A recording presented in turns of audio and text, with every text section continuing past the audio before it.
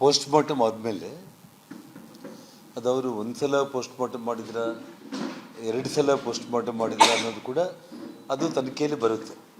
ಅದು ಏನೇ ಇರಲಿ, ಒಂದು ಸಲ ಪೋಸ್ಟ್ ಮಾರ್ಟಮ್ ಆಗೋ ಸಂದರ್ಭದಲ್ಲಿ ಖಂಡಿತವಾಗ್ಲೂ ಕೂಡ ವಿಡಿಯೋ ರೆಕಾರ್ಡಿಂಗ್ ಮಾಡಿರ್ತಾರೆ ಫೋರೆನ್ಸಿಕ್ ಅವರು. ಶರೀರ ಭಾಗದಲ್ಲಿ ಪ್ರತಿಯೊಂದು ಪಾರ್ಟಲ್ಲಿ ಕೂಡ ಏನೇನಾಗಿದೆ, ಏನೇನು ಬುಲೆಟ್ಗಳು ಹೋಗಿದೆ, ಹೇಗಾಗಿದೆ ಅನ್ನೋದ್ರ ಬಗ್ಗೆ ಎಲ್ಲವೂ ಕೂಡ ಒಂದು ಪೋಸ್ಟ್ ಮಾರ್ಟಮ್ ರಿಪೋರ್ಟು ವಿಡಿಯೋ ಎಲ್ಲ ತಗೊಂಡಿರ್ತಾರೆ. ಅದಾದಮೇಲೆ ಇಲ್ಲಿ ಡಾಕ್ಟರ್ಗಳಿಗೆ ಅಥವಾ ಡಿಪಾರ್ಟ್ಮೆಂಟ್ಗೆ ಕಾನೂನು ಪ್ರಕಾರ ಅವಶ್ಯಕತೆ ಇಲ್ಲ ಆ ಬಾಡಿ ಅಂತಂದಾಗ ಆ ಕುಟುಂಬಕ್ಕೆ ಅವ್ರು ಹ್ಯಾಂಡ್ ಓವರ್ ಮಾಡ್ತಾರೆ. ಕುಟುಂಬಕ್ಕೆ ಹ್ಯಾಂಡ್ ಓವರ್ ಮಾಡಿದ ಮೇಲೆ ಕುಟುಂಬದವರು ಕೂಡ ಅವ್ರ ನಿರ್ಣಯ, ಅದು ಹೋಣಿಸ್ಬೇಕು ಅಥವಾ ಸುಡಬೇಕು ಅನ್ನುವಂಥದ್ದು ಆ ಕುಟುಂಬಕ್ಕೆ ಸಂಬಂಧಪಟ್ಟ ನಿರ್ಣಯನೇ. ಅದ್ರ ಬಗ್ಗೆ ನಾವ್ಯಾರೂ ಕೂಡ ಮಾತಾಡೋದಕ್ಕೆ ಬರಲ್ಲ. ಅವ್ರ ನಿರ್ಣಯಗಳು ಅವೆಲ್ಲ ಕೂಡ ಕಾನೂನು ಪ್ರಕಾರ ಡಿಪಾರ್ಟ್ಮೆಂಟ್ ತಗೊಳ್ಳೋ ನಿರ್ಣಯಗಳು ಮತ್ತು ಅವರ ಕುಟುಂಬಸ್ಥರು ತಗೊಳ್ಳುವಂಥ ನಿರ್ಣಯಗಳು. ಇಲ್ಲಿ ನಾನು ತಮಗೆ ಪ್ರಮುಖವಾಗಿ ಹೇಳಿ ಬಯಸೋದೇನು ಅಂತಂದರೆ, ಅವ್ರು ಮಾಡಿರುವಂಥ ತಪ್ಪುಗಳನ್ನು ಯಾವ ರೀತಿ ಹೆದರಿ ತಪ್ಪುಗಳ ಮೇಲೆ ತಪ್ಪುಗಳು ಮಾಡೋದಕ್ಕೆ ಅವ್ರು ಪ್ರಯತ್ನ ಮಾಡ್ತಾ ಇದ್ದಾರೆ. ಪೊಲೀಸ್ ಇಲಾಖೆ ಸಂಪೂರ್ಣವಾಗಿ ಇವತ್ತಿಗೆ ಸುಮಾರು ಹೆಚ್ಚು ಕಡಿಮೆ 9 ದಿನ, 8 ಡೇಸ್ ಕಂಪ್ಲೀಟ್ ಆಗುತ್ತೆ, 9 ಡೇಸ್. ಈ ಕ್ಷಣದವರೆಗೂ ಕೂಡ ಒಬ್ಬ ಅಮಾಯಕ ಡೆತ್ ಆಗಿದ್ದರೆ ಅಮಾಯಕನ ವಿಷಯದಲ್ಲಿ ಯಾವ ಸತೀಶ್ ರೆಡ್ಡಿ ಹಿಂದೆ ಬಂದಿರುವಂಥ 4-5 ಮಂದಿ ಗನ್ಮ್ಯಾನ್ಗಳು, ಅದೇ ಗನ್ಮ್ಯಾನ್ಗಳು ಭರತ್ ರೆಡ್ಡಿ ಹಿಂದೆ ರಾತ್ರಿ 9 ಗಂಟೆಗೆ ಬಂದು ಆ ಗನ್ನಿಂದ ಪಾಯಿಂಟ್ ಬ್ಲ್ಯಾಂಕಲ್ಲಿ ಶೂಟ್ ಮಾಡಿ ಕೊಲೆ ಮಾಡಿರುವಂಥ ಈ ವಿಚಾರದಲ್ಲಿ ಅವರು ತಪ್ಪು ಮಾಡಿರೋ ಕಾರಣನೇ ಇವತ್ತು MLA ಡೈರೆಕ್ಷನ್ ಮೇಲೇ ಆ ಕೊಲೆ ಆಗಿದೆ ಅಂತೇಳಿ ಇವತ್ತು ನಾನು ಏನು ಹೇಳಿದ್ದೀನಿ. ನಾನು ಇವತ್ತು ನೋಡಿ ಸ್ಮಶಾನದಲ್ಲಿ ಆ ಹುಡುಗ ಸೋಮು ಅಂತ ಹೇಳ್ಬಿಟ್ಟು ಆ ಸ್ಮಶಾನದಲ್ಲಿ ಕುಣಿಗಳು ತೆಗೆಯೋದಕ್ಕೆ ಅವನು ಇನ್ಚಾರ್ಜ್, ಮಣ್ಣು ತೆಗೆಯೋದು ಮತ್ತು ಮುಚ್ಚೋದು, ಶವ ಸಂಸ್ಕಾರ ಮಾಡೋದಕ್ಕೆ ಅವನಲ್ಲಿ ವರಬಸಪ್ಪ ಗುಡಿ ಮಿಲ್ಲರ್ಪೇಟೆ ಹತ್ರ ಇರೋ ಸ್ಮಶಾನ ವಾಟಿಕೆಯಲ್ಲಿ ಅವನು ಸೋಮನ ಹುಡುಗ. ಅವನಿಗೆ ರಘುವನ್ನವನು ಫೋನ್ ಮಾಡ್ತಾನೆ. ಫೋನ್ ಮಾಡಿಬಿಟ್ಟು ಅವರ ರಾಜಶೇಖರ್ ಅವ್ರ ತಾಯಿ ಹೇಳಿದ್ದಾರೆ, ಅವರ ತಂದೆ ಸಮಾಧಿ ಪಕ್ಕದಲ್ಲಾಗಿರ್ಬೋದು, ತಲೆ ಹತ್ರ ಕಾಲ ಹತ್ರ ಎಲ್ಲೋ ಅಲ್ಲೇ ಅದ್ರ ಬಗ್ಲಾಗೆ ನೀವು ಕುಣಿ ತೋಡಿ ಅಲ್ಲೇ ನಾವು ಹೊಣಬೇಕಾಗುತ್ತೆ ಶವ ಅಂತೇಳಿ ಅವ್ರ ತಾಯಿ ಹೇಳಿದ್ರು ಅಂತೇಳಿ ರಘುವನ್ನ ಹುಡುಗಿ ಈ ಹುಡುಗನಿಗೆ ಫೋನ್ ಮಾಡ್ತಾನೆ. ಸೋಮಗೆ ಕುಣಿ ತೆಗಿತಾನೆ. ಕುಣಿ ತೆಗೆದ ಮೇಲೆ ಪೊಲೀಸರು ಬಂದಿದ್ದಾರೆ ಅಲ್ಲಿಗೆ. ಆ ಸೋಮನ್ನ ಫೋಟೋ ತಗೊಂಡಿದ್ದಾರೆ, ಅವನ ಫೋನ್ ನಂಬರ್ ತೊಗೊಂಡಿದ್ದಾರೆ. ಯಾಕೆಂದರೆ ಪೊಲೀಸ್ ಪ್ರೊಸೀಜರ್, ಮತ್ತು ವಿಡಿಯೋನೂ ಮಾಡ್ಕೊಂಡಿದ್ದಾರೆ. ಕುಣಿ ತೆಗೆದಿರುವಂಥ ವಿಡಿಯೋ, ಈ ಹುಡುಗನ ವಿಡಿಯೋ, ಫೋಟೋ, ಈ ಹುಡುಗನ ಫೋನ್ ನಂಬರು ಎಲ್ಲದನ್ನು ತಗೊಂಡು ಪೊಲೀಸರು ಅಲ್ಲಿಂದ ಹೊರಟಿದ್ದಾರೆ. ಆಮೇಲೆ ಇದ್ದಕ್ಕಿದ್ದಂಗೆ ಆ ಹುಡುಗನಿಗೆ ಮತ್ತೆ ಫೋನ್ ಬರುತ್ತೆ ರಘುವನ್ನವನ ಕಡೆಯಿಂದನೇ. ಫೋನ್ ಬಂದುಬಿಟ್ಟು, ಸೋಮು ನೀನು ಕುಣಿ ಮುಚ್ಚಿಬಿಡು ನೀನು, ಇಲ್ಲ ಅವರು ಸಾರ್ ಹೇಳಿದಾರಂತೆ ಸುಡಬೇಕು ಅಂತೇಳಿ. ಸೊ ಅವರು ಪಾಪ ಏನಿದೇನೋ ಏನೋ ದೊಡ್ಡವ್ರು ಹೇಳಿದ ಮೇಲೆ ಅವ್ರ ಫ್ಯಾಮಿಲಿ ಮೆಂಬರ್ಸ್ ಕೂಡ ಏನು ಮಾಡ್ತಾರೆ ಅವರಿಲ್ಲ, ಅದರ ಒಂದು ನಿಸ್ಸಹಾಯಕರ ಒಂದು ಸ್ಥಿತಿ ಅವ್ರಿಗೆ ನಿರ್ಮಾಣ ಆಗಿದೆ. ಸೊ ಹಾಗಾಗಿ ಅವರು ಕುಣಿ ಮುಚ್ಚಬೇಕಂತಲೇ ಹೇಳ್ತಾ ಇದ್ದಾರೆ ಅಂತೇಳಿ. ಅದಕ್ಕೆ ಅವನು ಸೋಮನ ಹುಡುಗ ಪ್ರೊಸೀಜರ್ ಹೇಳ್ತಾನೆ. ಒಂದು ಸಲ ಕುಣಿ ತೆಗೆದ ಮೇಲೆ ಸ್ಮಶಾನದಲ್ಲಿ ಮುಚ್ಚಬೇಕು ಅಂದರೆ ತೆಂಗಿನಕಾಯಿ ನೀರು ಹಾಕಿ, ಸಾಂಪ್ರದಾಯದಂತೆ ಅದನ್ನು ಎಳ್ನೀರು ನೀರೆಲ್ಲ ಹಾಕಿ ಅದನ್ನು ಮುಚ್ಚಬೇಕು. ಏನು ಮಾಡ್ತೀವಿ ನಾವು, ಇನ್ನು ನಾನು ಮುಚ್ಚಿದೆ ಅಂಥೇಳಿ ಹೇಳ್ತಾನೆ.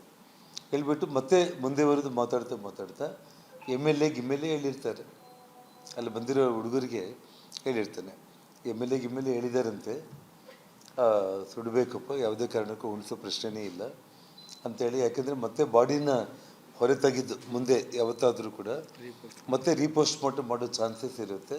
ಸೊ ಯಾವುದು ಪ್ರೂಫ್ ಇರಬಾರ್ದು, ಅದನ್ನು ಸುಟ್ಬಿಡೋದೇ ವಾಸಿ ಅಂತೇಳಿ ತೀರ್ಮಾನ ತಗೊಂಡಿದ್ದಾರೆ ಅಂತ. ಆ ರಾಜಶೇಖರ್ಗೆ ಫ್ಯಾನ್ಸ್ ಅಂದರೆ ಅವನಿಗೆ ಹಿಂಬಾಲಿಕರು. ರಾಜಶೇಖರನವನು ಭರತ್ ರೆಡ್ಡಿಗೆ ಫಾಲೋವರು, ರಾಜಶೇಖರ್ಗೂ ಫಾಲೋವರ್ಸ್ ಇರ್ತಾರಲ್ಲ.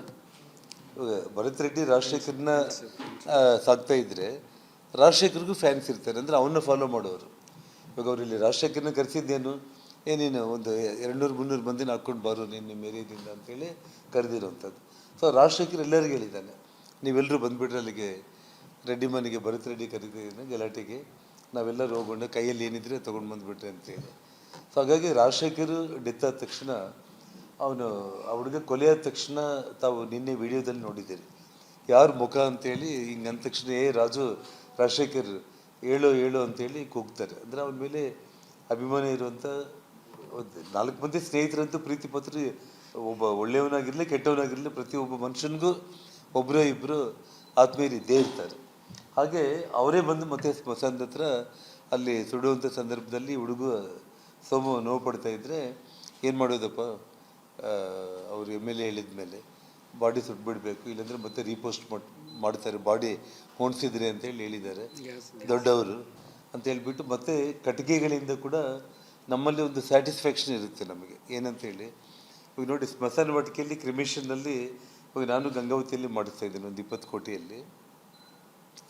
ಅಂದರೆ ಟೋಟಲ್ ಆಗಿ ನಿಮಗೆ ನಮ್ಮ ಸಂಪ್ರದಾಯದಂತೆ ಹಿಂದೂ ಸಂಪ್ರದಾಯದಂತೆ ಕಟ್ಟಿಗೆಗಳನ್ನಿಟ್ಟು ಕೂಡ ನಾವು ಸುಡೋದ್ರಿಂದ ಅದೊಂದು ಸ್ಯಾಟಿಸ್ಫ್ಯಾಕ್ಷನ್ ನಮಗೆ. ಇಲ್ಲಿ ಹೋದರೆ ಸುಮ್ಮನೆ ಒಳಗಡೆ ಕಲಿಸಿ ಇದನ್ನು ಏನು ಮಾಡಿದ್ದಾರೆ, ಗ್ಯಾಸಿಂದ ಸುಟ್ಟಿದ್ದಾರೆ.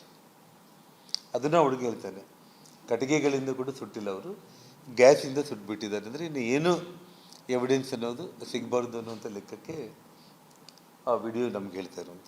ಹೌದೌದು, ಅಲ್ಲ ಗೊತ್ತಿದೆ ನನಗೆ. ಇಲ್ಲಿ ಅಣ್ಣವರು ಸೋಮಶೇಖರ್ ರೆಡ್ಡಿ ಸರ್ ನಮ್ಮಲ್ಲಿ ಸರ್ ಮೊದಲು ಮಾಮೂಲು ಕಟ್ಟಿಗೆ ಕೊಪ್ಪಳಗಿ ರೋಡಲ್ಲಿ ಕಟ್ಟಿಗೆ ಸುತ್ತಾಯಿತು. ಈ ಒಂದು 8 ತಿಂಗಳಾಯಿತು ಜಿಂದಾಲ್ ಅವರು ಎಲೆಕ್ಟ್ರಿಕಲ್ ಫೈರ್ ಮಾಡಿದ್ರು, ಇವ್ರಿಗೆ ಮಾಡಿದ್ದು ಎಲೆಕ್ಟ್ರಿಕಲ್. ನಾನು ಹೇಳ್ತಾ ಇರೋದು ಆ ಕಾರಣ ಏನಂತಂದರೆ ನಮಗೆ ಒಂದು ಸ್ಯಾಟಿಸ್ಫ್ಯಾಕ್ಷನ್ ಅನ್ನೋದು. ಇವಾಗ ಕುಣಿಯಲ್ಲಿ ಮುಚ್ಚುವಂಥದ್ದು, ಆಮೇಲೆ ಸುಡೋ ವ್ಯವಸ್ಥೆ ಏನಿದೆ, ಶ್ರೀಮಂತರಾದರೆ ಅವರು ಪ್ರತ್ಯೇಕವಾದ ವ್ಯವಸ್ಥೆಗಳು ಮಾಡ್ಕೊಂಡ್ಬಿಟ್ಟು ಕಟ್ಟಿಗೆಯಲ್ಲಿ ಸುಡ್ತಾರೆ. ಬಡವರು ಯಾರಾದರೂ ಬಂದರೂ ಕೂಡ ಒಂದು 4-5 ಕಟ್ಟಿಗೆಗಳಾದರೂ ಇಟ್ಟು ಅಟ್ಲೀಸ್ಟ್ ಅದನ್ನು ಸುಡುವಂಥ ವ್ಯವಸ್ಥೆ ಶಾಸ್ತ್ರ ಪ್ರಕಾರ ಇರುತ್ತೆ. ಇವ್ರದ್ದು ಏನಾಗಿದೆ, ಒಂದು ಹಿಂದೂ ಪದ್ಧತಿ ಪ್ರಕಾರ ಕಟ್ಟೆಗಳನ್ನಿಟ್ಟು ಸುಡೋದು ಮಾಡಲಿಲ್ಲ, ಅಥವಾ ಕಟ್ಟಿಗೆಯಿಂದನೂ ಇದು ಮಾಡಲಿಲ್ಲ. ಆ ಹುಡುಗ ಹೇಳ್ತಾನೆ ನೋಡಿ, ಕಟ್ಟಿಗೆಯಿಂದಾದರೂ ಮಾಡಬೇಕಾಗಿತ್ತು, ಅದನ್ನು ಮಾಡಲಿಲ್ಲ, ಅವರು ಗ್ಯಾಸಿಂದ ಸುಟ್ಬಿಟ್ಟಿದ್ದಾರೆ ಅಂತೇಳಿ.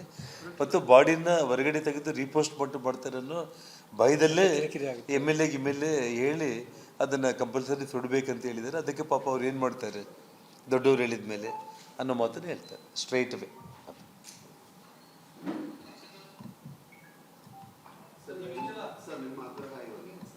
ಆಗ್ರಹ ನಾವು ಪ್ರತಿದಿನ ಹೇಳ್ತಾ ಇರೋದು ಒಂದೇ ಒಂದು, ಇವತ್ತು ಹೊಸ SP ಹೊಸ IG ಬಂದ ಮೇಲೆ ಆದರೂ ಕೂಡ ಅವರು ಚಾರ್ಜ್ ತಗೊಂಡು 24 ಗಂಟೆ ದಾಟಿದಂತ ಅಂದ್ಕೊಳ್ತೀನಿ ನಾನು.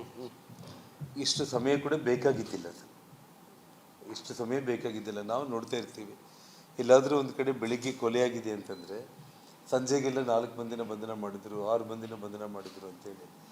ಇಲ್ಲಿ ಬಂಧನ ಮಾಡಿರೋಂಥದ್ದು ಒಬ್ಬ ಪ್ರೈವೇಟ್ ಗನ್ಮ್ಯಾನ್ ಬಂಧನ ಮಾಡಿದ್ದಾರೆ.